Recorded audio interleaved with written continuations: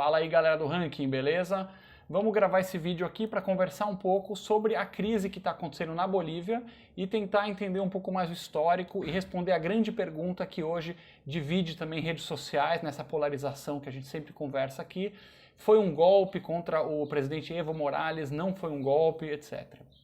Pois bem, quando se fala de América Latina, nas últimas décadas você tem um histórico de com bastante frequência haver sim golpes em que um governo militar tira um governo de esquerda, né? Então quando a esquerda fala, tem esse trauma de sofrer golpes e derrubada, né? Milico derrubando o governo popular de esquerda, eles têm sim um bom histórico para apontar, né? De várias situações.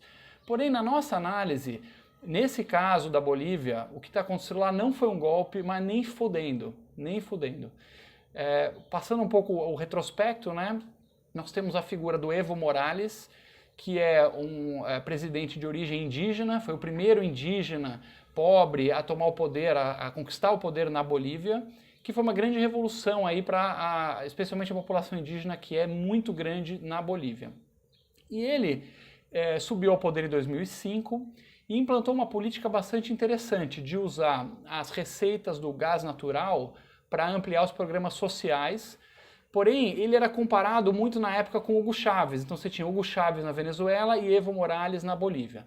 Só que o Evo Morales, sabiamente, ele foi muito sábio nesse ponto, ao contrário do Hugo Chávez na Venezuela, que resolveu implantar o socialismo lá, Five Star Socialismo, né, o programa completo econômico socialista, o Evo Morales ele percebeu que o socialismo leva à devastação econômica. Então ele fez um programa um pouco mais parecido com o Lula da vida, né? Vamos fazer gastos sociais, vamos consolidando nosso poder, mas deu uma ordem clara para os ministros da economia, não é para cagar a economia, é para manter os princípios do livre mercado, do capitalismo, porque ele sabe que é isso que gera dinheiro. E essa política econômica deu razoavelmente certo, pelo menos se comparar com a Venezuela, deu muito certo, porque a economia da Bolívia está inteira, os índices estão ok, tem um crescimento, etc. O tempo foi passando, ele conseguiu implantar uma constituição que definia como duas reeleições como o máximo que uma pessoa podia ter, então ele conseguiu esticar um pouquinho o tempo dele, ele mesmo implantou essa regra, e aí quando foi chegando 2016, que estava mais ou menos no meio do último mandato, ele, em 2016, decidiu passar um novo referendo, né? Falou, estou popular aqui, eu sou bom com a população mais humilde. Ele decidiu colocar um referendo para ele poder ser eleito eternamente, para não ter limite mais. Então ele tentou mudar as regras do jogo, confiante de que ia aprovar isso. Pois bem, o povo da Bolívia rejeitou esse referendo, foi uma surpresa para ele, ele perdeu a eleição do referendo. Então o povo da Bolívia claramente disse que não quer ter presidentes eternos no país. Só que mais para frente ele conseguiu dar mais um totó constitucional, né? Depois dele fazer essa tentativa frustrada, foi recusado, deu mais um totozinho, conseguiu que a corte eleitoral da Bolívia permitisse para ele, somente para ele, uma terceira reeleição. Essa corte eleitoral é muito subordinada ao presidente diretamente e aí conseguiu o direito de tentar ser reeleito novamente.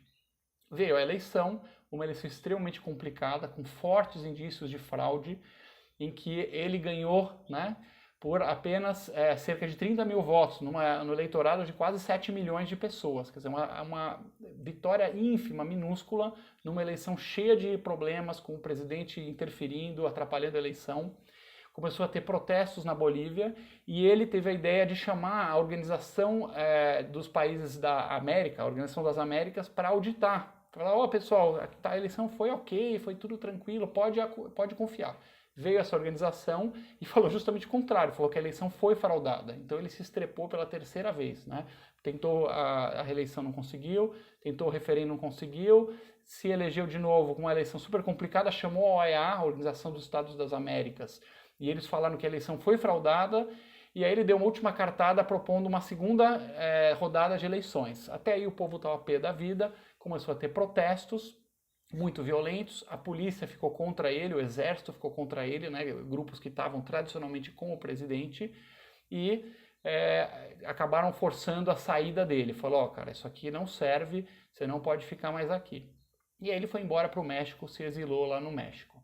No momento, a terceira no comando do Senado assumiu a presidência interinamente, Então, se não tiver mais nenhuma complicação, se realmente ela conduzir a Bolívia para eleições livres, certamente, com toda certeza, não dá para se falar em golpe.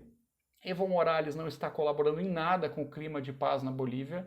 Ele já está com um discursinho vitimista, como sempre você encontra em alguns líderes desse tipo de extrema esquerda, que ele só foi expulso porque ele é índio, porque ele é pobre, porque ele é plantador de cocaína. Começou com aquele mimimi vitimista, né? Quer dizer, dos últimos 15 anos que ele estava no poder, ninguém tirou ele porque ele era pobre, índio, plantador de cocaína, plantador de coca, e agora sim que tiraram o cara.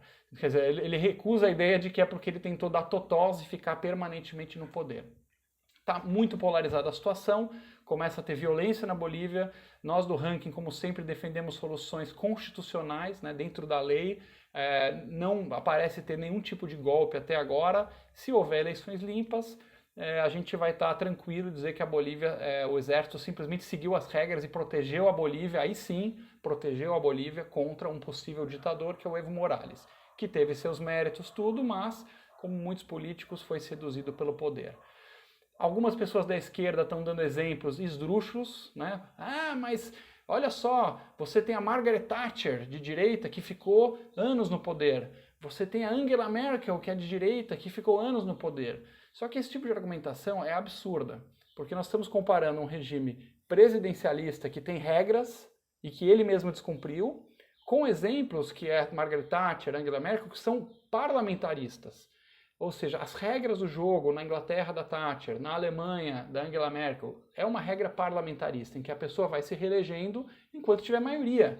Elas não mudaram a regra do país para se perpetuar no poder, elas estão lá de acordo com a regra certinho. Se por acaso qualquer uma delas, a Margaret Thatcher na época, né, e a Angela Merkel hoje, perder a maioria, ela imediatamente é derrubada do poder. Esse é o parlamentarismo. Então é um absurdo, um tipo de mimimi, colocar esse argumento para dizer que tudo bem o Evo Morales ficar mudando a regra da Constituição para se perpetuar. Um bom jeito de testar se o cara está dando um totó ou se ele está seguindo as regras é ver se o cara está criando regras que beneficiam ele mesmo. Na nossa visão, sempre que o cara te começar a criar regra que beneficia ele mesmo, tem que desconfiar, pode ser que é uma sabotagem aí do jogo democrático. Torcemos para dar tudo certo na Bolívia, assim como no Chile, e a América Latina encontrar um pouco de paz e estabilidade que tanto precisa. Se você gostou desse vídeo, siga a gente nas redes sociais.